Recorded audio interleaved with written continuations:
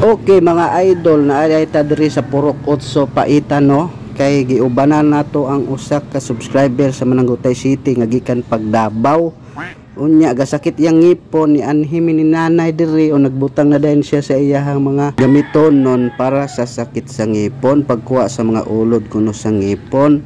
Unya ang gamiton ani liso sa pinaugang katsubong. Unya naganda na din si nanay og kining inyo nakita karon nga murag hunsoy sa nga bagol og nilingko na daya mo ang subscriber sa Mananggutay City kay gasikit lagi pirmi ang iyang ngipon. Unya nagling siya giuna unya nagpabaga si nanay danang binuak nga kulon kay mo nay gamiton patungan sa liso. Unya pagkainit sa kulon gibutangan din ni nanay og liso sa katsubong, gibutangan din mantika og gibutang na din ang bagol nga naay hunsoy nga kawayan. Unya ugumon lang nimo ang aso then ibulhot din nimo para makuha daw ang ulod sa ngipon. Ug sa diha gyud dayon nakita nato ang ulod sa ngipon kanang gaputi diha mga boss idol o pag-abri diha sa bagol daay nakita nimo nga gaputi unya duhay tiil ug gikaykay din ni nanay kanang duha ka buok tiil diha gaputi nga mo day kuno nay ulod sa ngipon. Unya nagpainit na pud siya utro dahil naana po'y sikan bat sa pagpaaso. Humag-init gibutang na dayon ni nanay diha sa bato gipatong nibutangan na po na dayon siya og liso sa katsubong.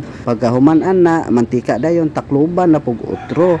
Pero kung mas dugay-dugay nimo ugom ang aso dayon taud-taud nimo ibulhot mga luya daw kuno ang ulod sa ngipon dayon mas daghan ang makuhang ulod sa ngipon aron dili na mo sakit ang imong ngipon. O bitaw nang sa kadaghan akong istorya napulos na gyud ngipon ang akong istorya. Na og di ka mo tuoan ni mga idol, mga tangtang yun ang imong mga ngipon so, tungod sa kasakit sa imong ngipon og ang mahabilin nga ngipon ang sa imo na lang asawa. Bitaw mga idol ana akong gipang nangakuha na da ang mga ulod diha nga puti diha sa imong ngipon mura na hinungdan sa imong sakit sa imong ngipon. Pagkuha din sa bagol makita na din natong gaputi diha na nang lutaw na ay namilit sa bato mao daw kuno na siya ang ulod sa ngipon ug ato kining gikuhit kung buhi pa ba so gidulit gyud nato kung mura galihok-lihok pa man mga idol katong gasakit sa ngipon sige kag inom og tambal madaot ang imong kidney. Pero kining inani nga paagi nga liso lang sa katsubong matuomog sa dili kay mogid kuno ni ilang daghan na may nagpahingolod ni nanay dinhi anhi lang mo diri sa Purok 8 gikuha din ni nanay ang mga ulod daw puti nga ulod sa ngipon kuno na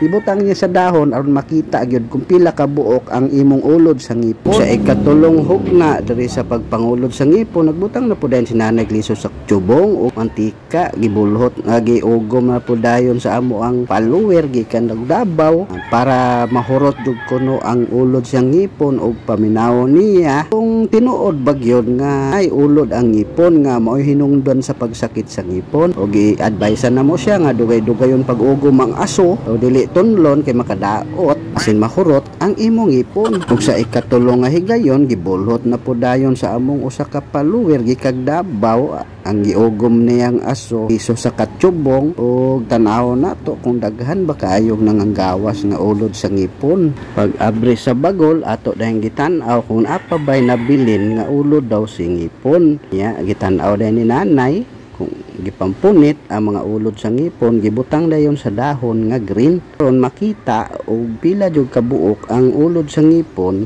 niining amo ang follower gikan sa Davao. Kay daghan laging mga istorya nga kini kunong puti nga daw sprout daw kunoy sa liso pero alang kanamo nga taga probinsya og walay usahay ikabakal og tambal dili gyud mi sa manambalay tuo sa mga tambal sa sakit sa ngipon kaysa sa mga tambal gikan sa pharmacy. Ug kamo mga idol kung kamo ang paistoryahon unsa inyong ikasulti kabahin ni ining liso sa katsubong nga epektibo lagi kuno nga tambal sa sakit sa ngipon.